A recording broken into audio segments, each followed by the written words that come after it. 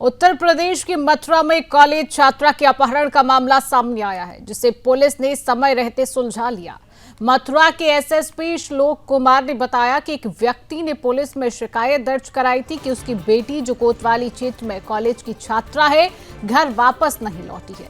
शिकायत के कुछ ही समय के बाद पीड़िता के पिता को एक फोन आया, जिसमें कहा गया कि उनकी बेटी का अपहरण कर लिया गया है और 30 लाख रुपए की फिरौती मांगी गई। फोन करने वाले ने पिता को धमकी भी दी। मामले की गंभीरता को देखते हुए तुरंत केस भी दर्ज किया गया। छात्रा को खोजने के लिए स्पेशल ऑपरेशन ग्रुप और पुलिस की संयुक्त टीम बनाई गई। पुलिस ने तेजी से कार्रवाई करते हुए अपहरण छात्रा को सुरक्षित बरामद कर लिया है। इस दौरान पुलिस और अपराधियों के बीच मुठभेड़ भी हुई। तस्वीरें आप टीवी स्क्रीन पर देखिए, जिसमें 2 बदमाशों को पुलिस ने पकड़ लिया है।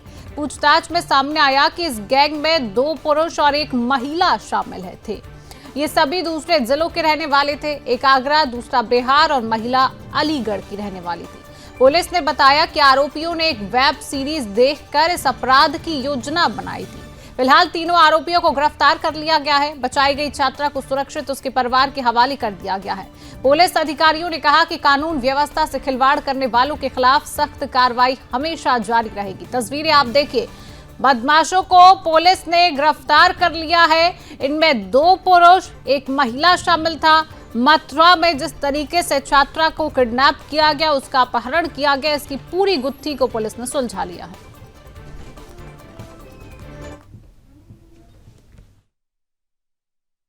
थाना जैत में एक व्यक्ति द्वारा यह सूचना दी गई थी कि उनकी बेटी, जो कि कोतवाली क्षेत्र में एक कॉलेज में पढ़ाई करती है, वो घर नहीं आई और कुछ देर उपरांत एक फ़ोन कॉल आया, जिसके द्वारा यह बताया गया कि उनकी बेटी उन लोगों के कब्जे में है और फिर फिरौती के लिए कुछ रकम मांगी गई। इस सूचना पर तत्काल थाना जैत पर मुकदमा पंजीकृत करते हुए इस घटना के अनावरण के लिए एसओजी और थाना जैत की टीम को लगाया गया था। फ़ोन कॉल जो आया था उसमें वादी को डरा धमकाकर 30 लाख रुपए की फिरौती मांगी गई थी। इस पूरे घटना क्रम के अनावरण के लिए लगी हुई टीम द्वारा सक्सेसफुल ऑपरेशन करते हुए उस लड़की को, जिसको कि किडनैप किया गया था, सकुशल बरामद किया गया। साथ ही दौरान मुठभेड़ 2 बदमाशों को गिरफ्तार किया गया है। पूछताछ में यह बात प्रकाश में आई कि ये 2 लड़कों और 1 लड़की का गैंग था। ये तीनों बाहर के हैं। इनमें से एक लड़का आगरा का और 1 लड़का बिहार का है और जो लड़की है वह अलीगढ़ की है। इन तीनों ने मिलकर वेब सीरीज देख करके ये प्लानिंग करी और उसके बाद ये जो पीड़िता है, ये जब अपने कॉलेज से वापस लौट रही थी तो ऑटो में इसको बैठाया और ऑटो से ही अपहरण करके ले गए और उसके बाद फिरौती का कॉल किया। इस सक्सेसफुल ऑपरेशन के दौरान दोनों जो अभियुक्त हैं, जो लड़के हैं, इन दोनों को दौरान मुठभेड़ गिरफ्तार किया गया है और इलाज हेतु उन्हें अस्पताल में भर्ती कराया गया है।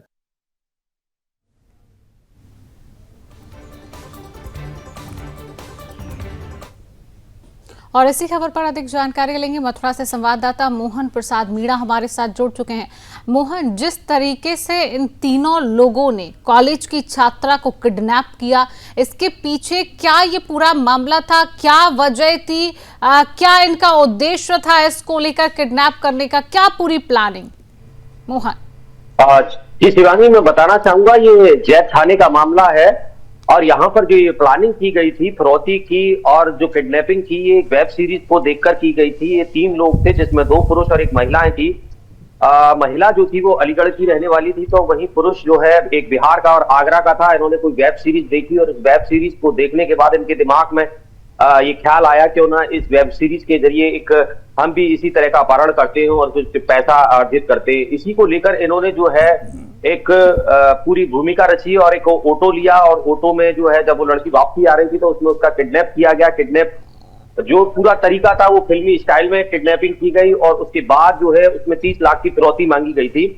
और जब फिरौती का शायद कुछ रकम जो है उनके पास से भी बरामद हुई है, तो शायद वो पैसा पहुंचा भी हो, लेकिन ये अभी स्पष्ट नहीं है। लेकिन जिस तरह से पुलिस ने कार्रवाई की है, बड़ी कार्रवाई है। 24 घंटे में जो है पुलिस ने, श्लोक कुमार ने जो एक टीम गठित की और जिसमें एसओजी और सर्विलांस ने अपनी कार्यशैली दिखाते हुए जो है तत्काल उन लोगों को जो है मुठभेड़ के दौरान घायल किया और वो लड़की सकुशल बरामद हुई।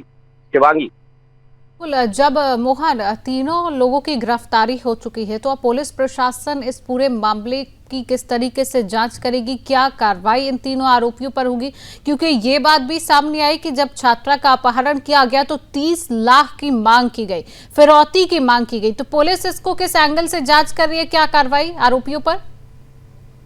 देखिए शिवांगी, फिलहाल तो जो 2 व्यक्ति घायल हैं, जो अभियुक्त घायल हैं, वो अस्पताल में है, उनके पैर में गोली लगी है, महिला है, महिला से पूछताछ जारी है और उनसे भी लगातार पूछताछ जारी है और एसओजी और सर्विलांस टीम बराबर अभी जो है इस पर निगरानी बनाई हुई है। पूरे जो ये प्रवृत्ति का मामला था इस पर पूरी पुलिस की नजर है।